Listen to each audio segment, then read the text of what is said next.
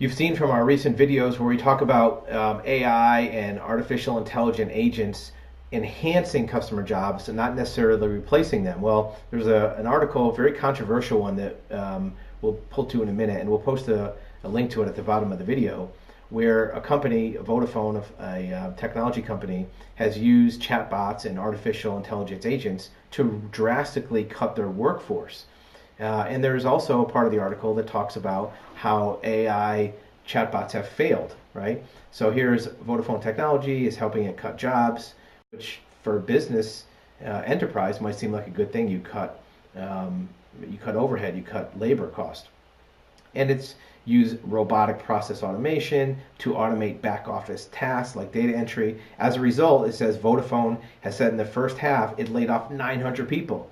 Well, depending on how you look at it, that's either a huge crisis or a good opportunity. That really doesn't matter. The bottom line is there's a part of the article that's often overlooked if you don't really look for it, where it talks about a CEO saying that he can have 45% margin enhancements if he uses digital agents versus 35% margin compression if you don't. And then he says, do we have a choice? And there's part of the interview that says chatbots have failed commercially. And that's an important distinction.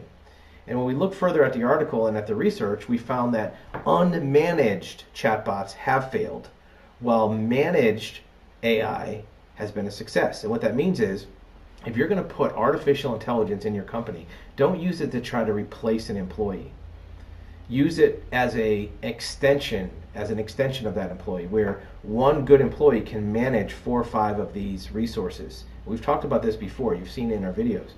If a resource is used as a managed opportunity, a managed agent, it will be successful. Just like an employee. If you put an actual human employee out in the field and don't give it any oversight, analysis, management, training, it's going to fail. The same thing with an artificial intelligent employee.